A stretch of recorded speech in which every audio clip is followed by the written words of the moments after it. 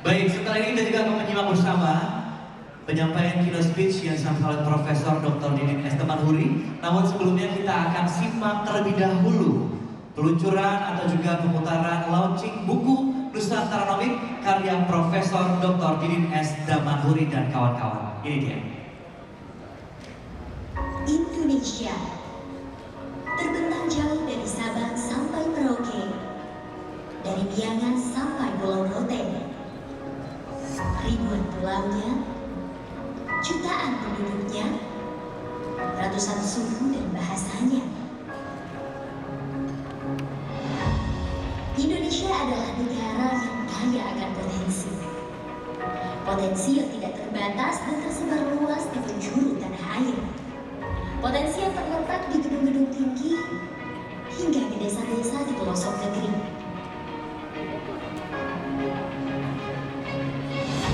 Namun, masih banyak dari potensi tersebut yang tidak dimaksimalkan secara penuh, baik oleh pemerintah maupun masyarakat di sekitarnya.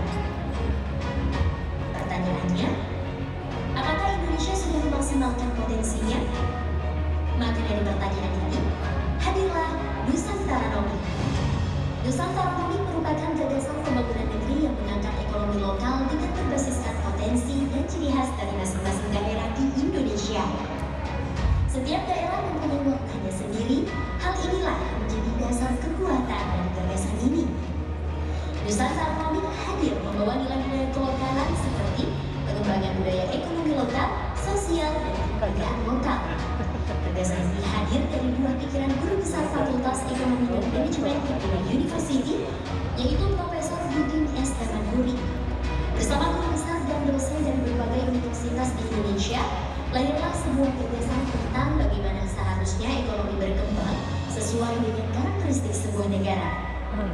Kebangkitan ekonomi Indonesia ini akan juga jauh lebih penting lagi karena diperkirakan sekitar 2030 sampai 2045 Indonesia akan masuk menjadi pemain utama di dalam perekonomian Asia.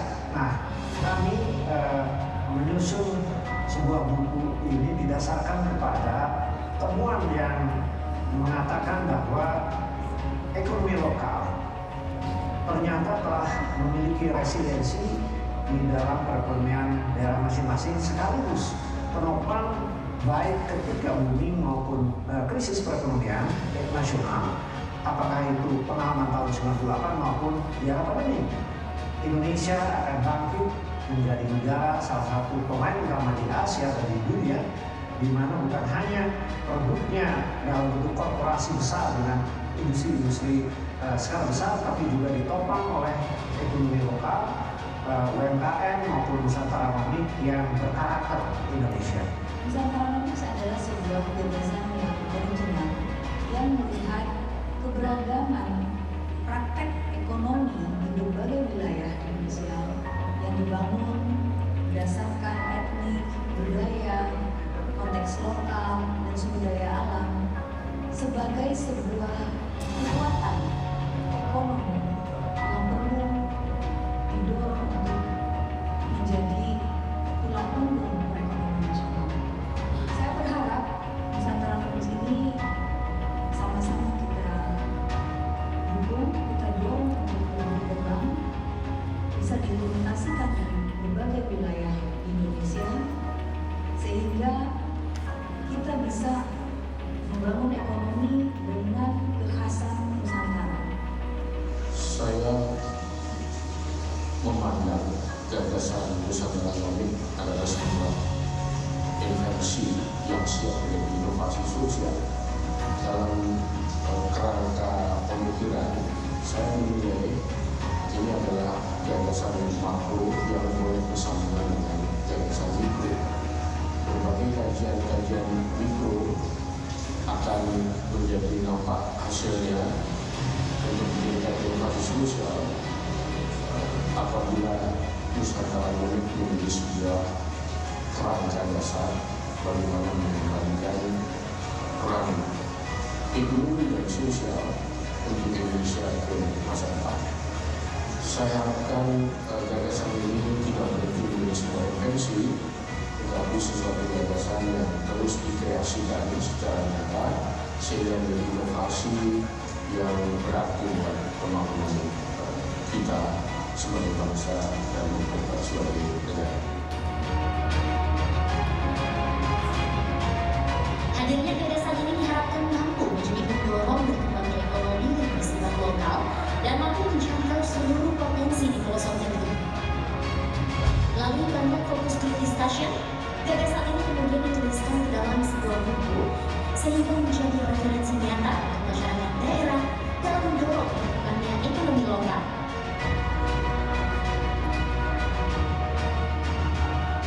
Simposium dan lokal kami hari ini menjadi titik penting dalam Nusantara Lobby untuk menyongsong kebangkitan ekonomi dalam negeri. Nusantara Lobby hadir untuk Indonesia. Nusantara Lobby hadir untuk Indonesia. Bapak Ibu yang kami hormati, sekali boleh berikan tepuk tangan yang meriah untuk peluncuran buku karya Profesor Didin S. Damanhuri. Baik, dari sekalian langsung saja kita akan simak bersama paparan beliau dalam keynote speech dengan tema Nusantaronomics dalam kilasan sejarah bangsa, praktek dan juga tantangannya. Langsung kami mengundang kepada Profesor Dr. Didin S. Damanhuri.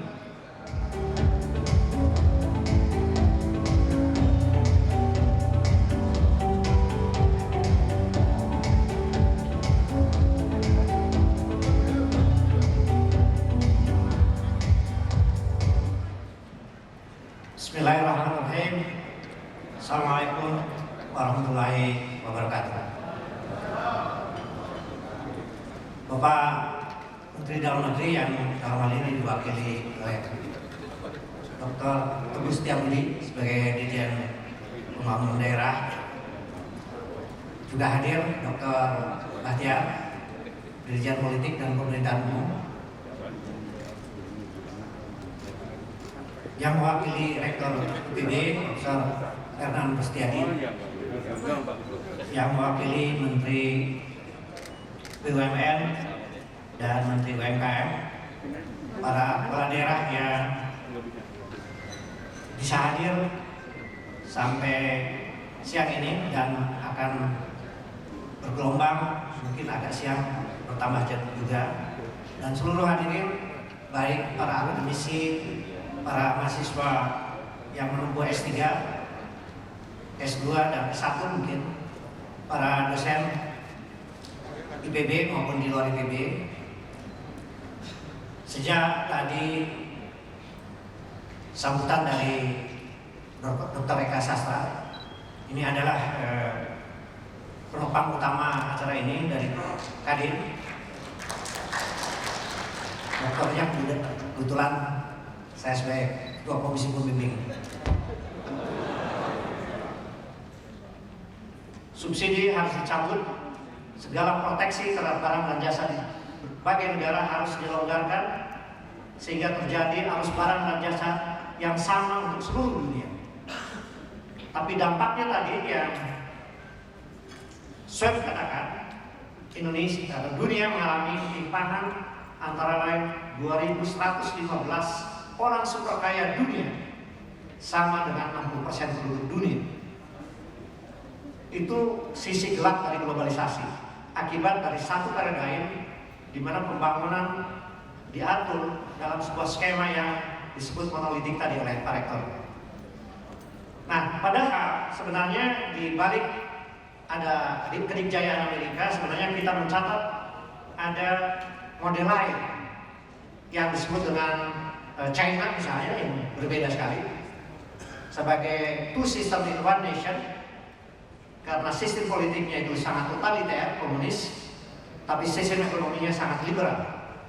Tapi kemudian ada negara yang disebut dengan negara sosialisme demokrasi, terutama Eropa Utara, dan yang lebih spesifik lagi ada yang disebut dengan Asian Way, terutama Jepang, yang menurut para ahli itu adalah tersendiri, di others, dibanding dengan liberalisme, sosialisme dan sebagainya.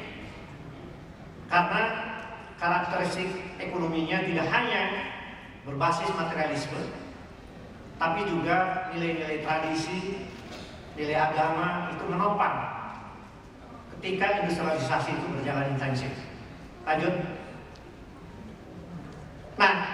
sedikit saya ingin terutama para akademisi bahwa dunia ketiga ketika mengalami pelepasan penjajahan, dekolonisasi tahun 50-an, tak terelakkan semua negara karena lemahnya akibat penjajahan menerima bantuan barat dalam bentuk modal asing, investasi maupun bantuan luar negeri.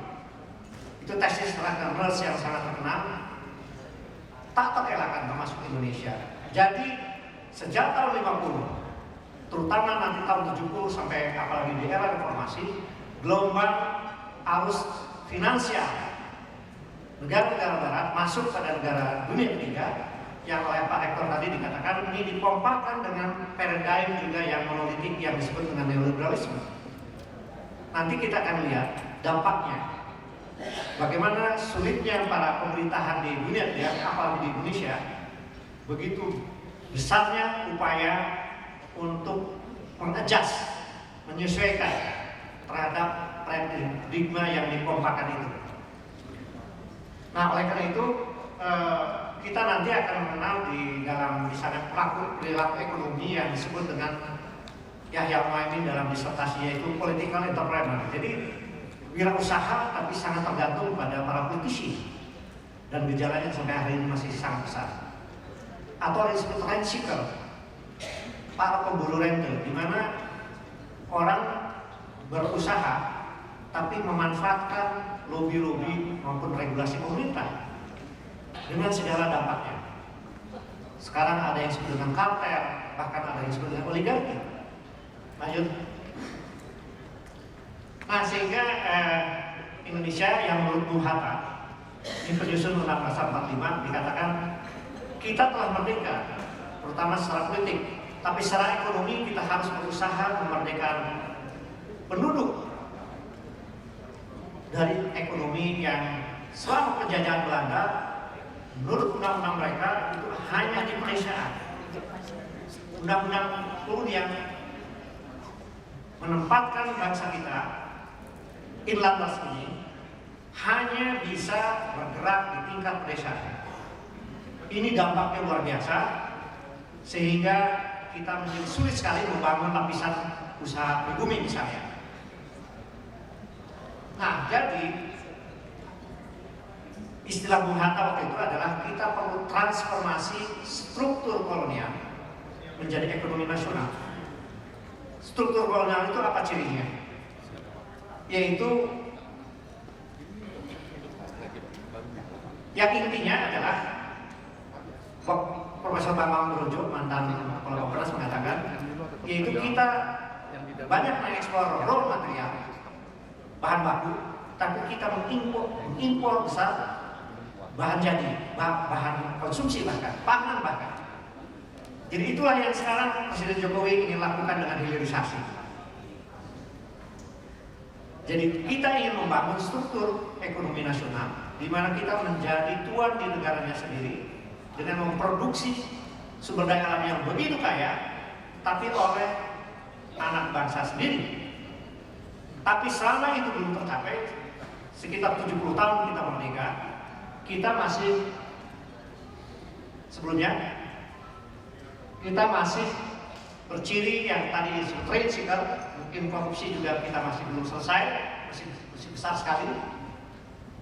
Kemudian sistem politik pun yang dikenal dengan transaction political system. Secara budaya juga kita ada yang disebut dengan neo-feudalisme negatif. Karena Singapura sama Jepang itu adalah ciri feudalisme yang benevolent feudalism. Feodal tapi positif. Ada tema hakikat tapi kemudian memakmurkan rakyat Jepang misalnya. Di kita sayangnya masih yang negatif. Budaya angpau misalnya dari mulai ngurus KTP sampai ngurus minyak goreng misalnya dan sebagainya. Itu tak terelakkan karena memang ini DNA yang disebut dengan post colonial society, masyarakat pasca penjajahan yang belum selesai. Kemudian para pelaku yang disebutnya oleh Kudion disebutkan ersatz, dan dia menyebut Asia Tenggara karena Indonesia, tapi Malaysia sudah selesai, Singapura sudah selesai, Thailand juga hampir selesai. Kita Filipina masif, yaitu para pelaku usaha itu masih memanfaatkan lobby, kemudian regulasi yang ada di pemerintahan, belum bersungguh-sungguh dengan basis efisiensi dan inovasi.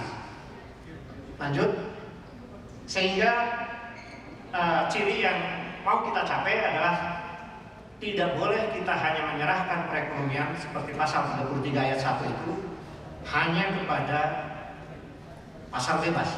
Itu yang bisa banyak distorsi, bahkan bencana karena ketimpangan yang sangat besar. Tetapi harus ada active state, smart,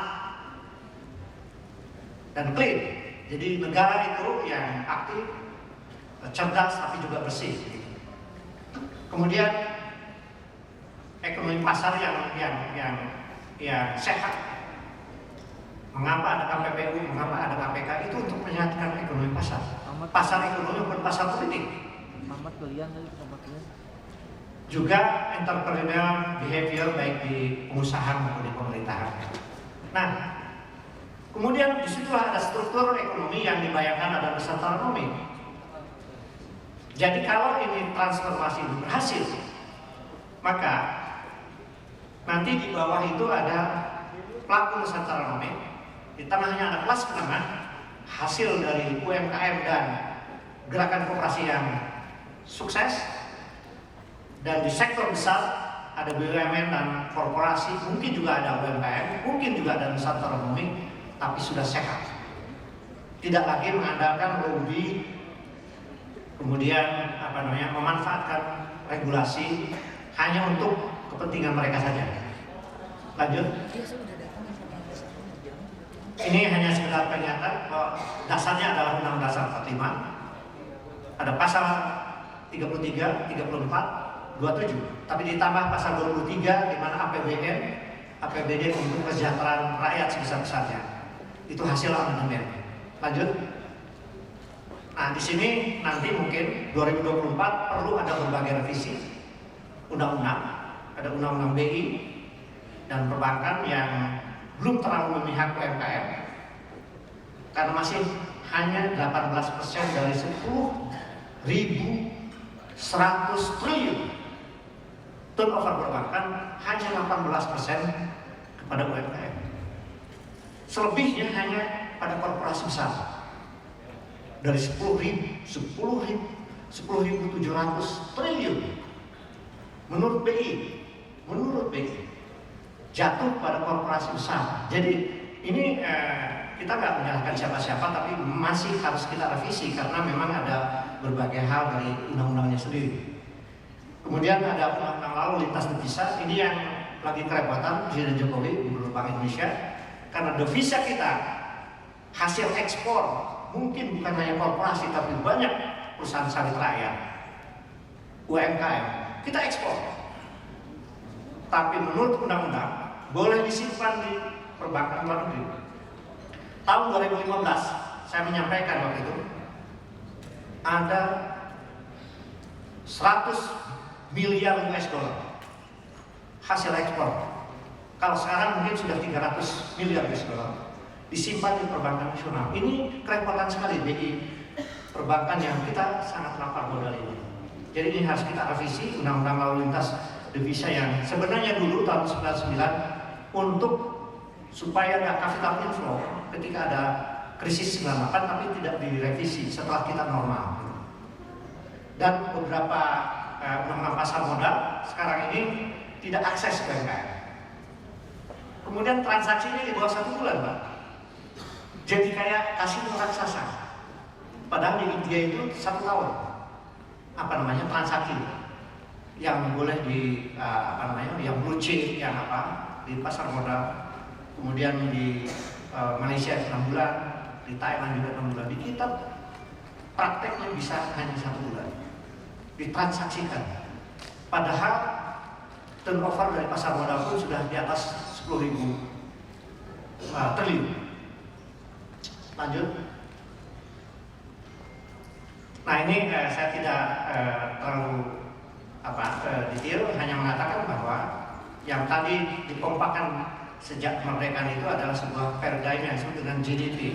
Kita harus menjadi target GDP dan GDRP itu menjadi tinggi pertumbuhannya Pak ya. Itu seperti di dalam tadi keynote speech dari Pak Dirjen, tetapi jangan menjadi orientasi. Karena kalau orientasi dampaknya seluruh, bukan hanya APBD hanya memilih proyek-proyek yang sensitif terhadap pertumbuhan Pak. Sehingga dalam prakteknya UMKM, sektor pertanian, perikanan dan sebagainya sulit sekali mencari mengajukan kredit pada perbankan. Karena ini paradigmnya yang sensitif terhadap pertumbuhan. Begitu sensitivitasnya rendah, dia sulit sekali. Ada peristiwa waktu saya ke Sulawesi Tenggara, dalam 1 minggu proyek hotel Bel Air yang ratusan M itu tanpa proposal yang terlalu dia setujui. Tapi ada yang sudah 1 tahun proyek pertanian dan perikanan belum disetujui juga. Ini karena paradigm perbankan pun bagian yang memberikan sensitivitas yang terlalu tinggi terhadap yang GDP oriented tadi.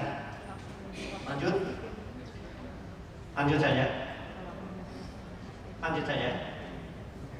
Nah, dampaknya ini memang mohon maaf ini kita dunia akademis. Ini saya ungkapkan dari data resmi Credit Suisse misalnya. Itu 4 orang terkaya itu sama dengan 100 juta penduduk. Kemudian 1% orang terkaya sama dengan 46,6% penduduk. Dan 10% orang paling kaya sama dengan 75,3% GDP. Ini masalah memang. Ini dirilis oleh Credit Suisse resmi. Yang kalau rasio Gini biasanya kurang sensitif Pak, karena ini kan data pengeluaran. Kalau data pengeluaran kan misalnya tukang beca dengan konglomerat makanya sama-sama 3 kali. Terus yang satu habis misalnya 3 kali berapa 10.000 gitu, atau 5.000. Ini mungkin 1 juta perbedaannya. Tapi kalau sudah kekayaan aset itu sangat besar sekali timpangannya. Lanjut. Ini ada satu data baru yang disebut Material Power Index. Ini lebih mengerikan lagi.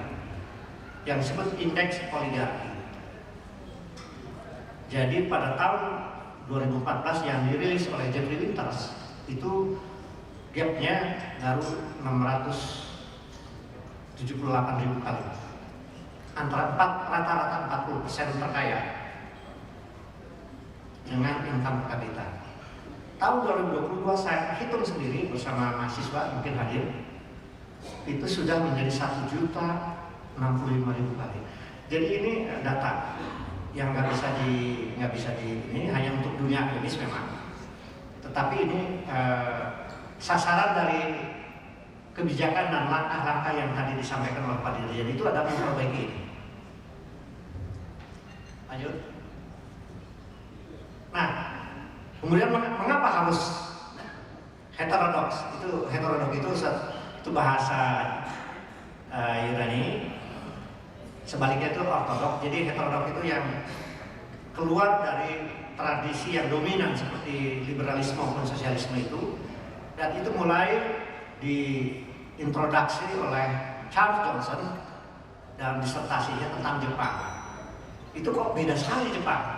Dia mengadopsi pasar, ada peranan negara, ada peranan lain-lain yang seperti di negara Amerika atau di Eropa. Tapi kok lain? Ada yang disebut kan Japan Incorporated. Toyota itu hanya 10-15% dia core mesinnya, tapi yang 85% itu adalah UMKM. Jadi ada yang disebut kan sistem subkontrak yang sangat sistematis, dan itu di semua. Jadi peranan UMKM tidak menjadi slogan lagi di sana, tapi karena memang sudah sistemik di dalam dunia usaha mereka dan lain-lain. Tapi intinya, menurut Charles Johnson dan beberapa penulis lain, karena ada nilai tradisi Jepang, agama Jepang, yang memang sangat perhatian mirip Pancasila lah, kepada ekonomi rakyatnya. Sangat built-in di dalam tradisi dan agama mereka bahwa tidak boleh ada ketimpangan yang terlalu jauh misalnya. Oke. Nah, jadi intinya setelah kami membimbing sekitar 18 disertasi gitu, kalau ditambah dengan Dr. Eka Sastra menjadi 19 gitu. Itu adalah temuan-temuan di lapangan tentang perilaku ekonomi lokal lewat disertasi S3 itu yang menunjukkan bahwa yang perekonomian mungkin ada yang sudah satu apa dan sebagainya itu sangat resilient, sangat dan mereka unggul. Bahkan terakhir ini sudah ekspor. Jadi saya lihat kok mirip yang disebut dengan ekonomi Jepang tadi. Mirip ekonomi Jepang, mungkin juga ada perbedaan, tapi mirip. Jadi kita secara pelan, gradual, tetapi pasti bahwa kita harus mentransformasikan struktur perekonomian Indonesia ini menjadi struktur perekonomian nasional yang sehat. Nah, ciri-ciri ekonomi lokal yang dalam disertasi tadi sudah menunjukkan di sana ada nilai-nilai tradisi agama. Bahkan di Simalungun yang basisnya kopi, Dr. Rohani itu kerjasama antara agama dan dia unggul di dalam perkopian sampai ekspor misalnya. Bentuknya koperasi. Dan menarik sekali 8 disertasi tadi, dan pada umumnya ada yang hadir di sini, Dr. Jamilah tentang bordir ya misalnya di Tasik disebutnya ada Islam Sudanis dan Sunda Islamik di menariklah untuk bahan akademis, di mana yang bercirikan itu lebih unggul.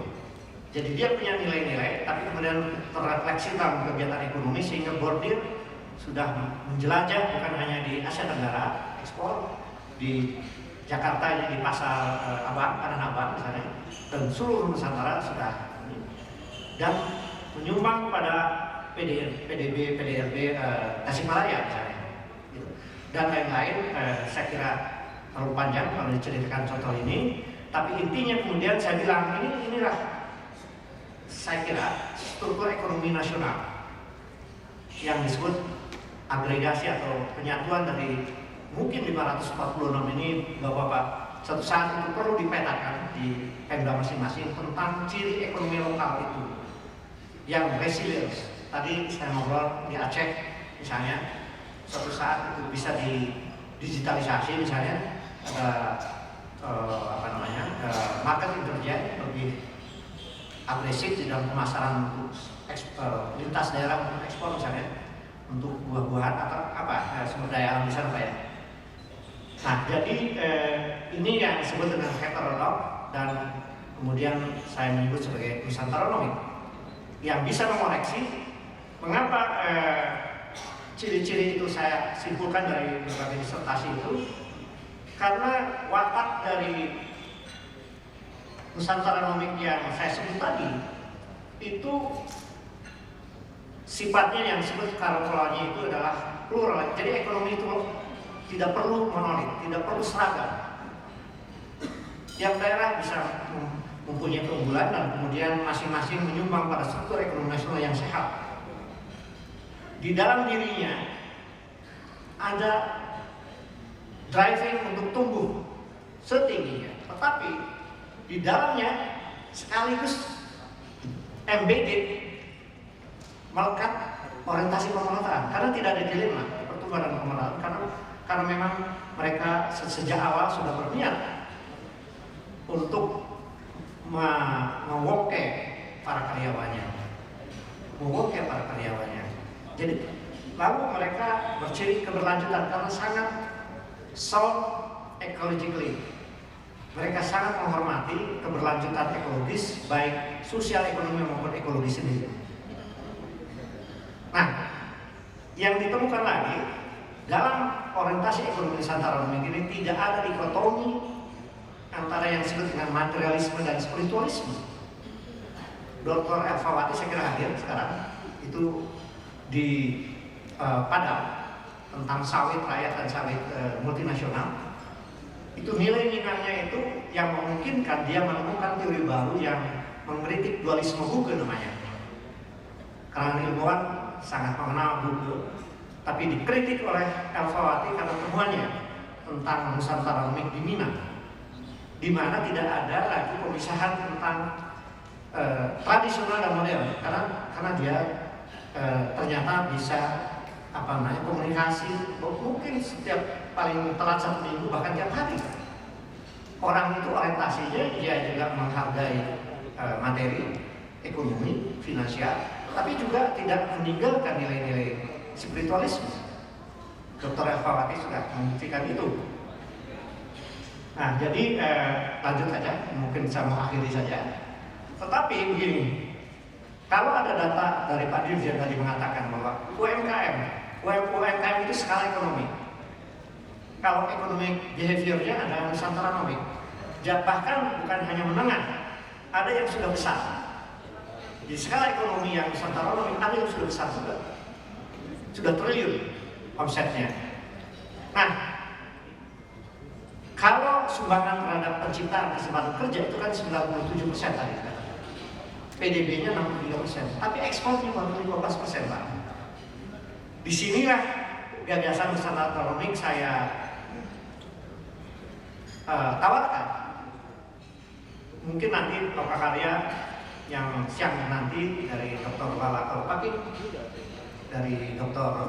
Widya Stuti dan Dr. Jono Munandar akan menjelaskan lebih praktis model yang sukses, model ekspor, model yang calon ekspor, model hijau, kemudian itu yang disebut perilaku produk unik, dan nanti Dr. Lala Kalopaki bahkan ini sudah berpuluh tahun diaspora orang Indonesia yang ada di Amerika, di Eropa, di Asia itu sudah menjadi pelaku ekspor dari produk-produk lokal. Nanti kalau nanti ada kerjasama, kita ingin mendorong sumbangan ekspor itu tidak hanya 15%, Pak, tapi mendekati juga PDB yang 60% tadi. Dengan yang sudah menjadi bahasa di era digital yaitu digitalisasi, dan satu lagi yaitu dengan market intelligence. Saya kira demikian. Buku ini disusun oleh banyak kontributor.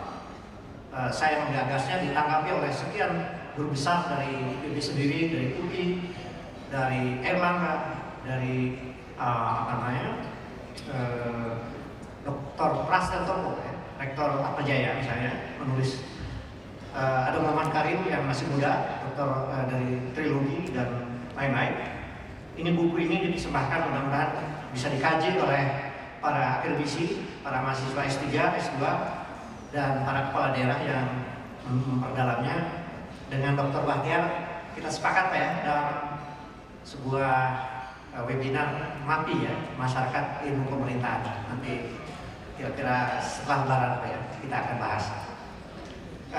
Demikian harapan kami. Nanti lokakarya silakan dilihat bagaimana demonstrasi tentang sukses story dari lokal ekonomi UMKM, dan di sana ada pemerintah daerah dengan fiskal, monetary dan banking policy-nya yang bisa nanti satu saat mungkin secara nasional kita menjadi bangsa yang berdaulat, mandiri, berkemajuan dan berkeadilan. Terima kasih. Assalamualaikum warahmatullahi wabarakatuh. Baik, mohon berkenan tetap di tempat kepada Prof. Didin. Karena selanjutnya Ya, akan ada penyerahan plakat dan juga cendramata yang akan disampaikan langsung oleh Dr. Eka Sastra. Kami mohon Profesor Dr. Didin untuk tetap di atas panggung.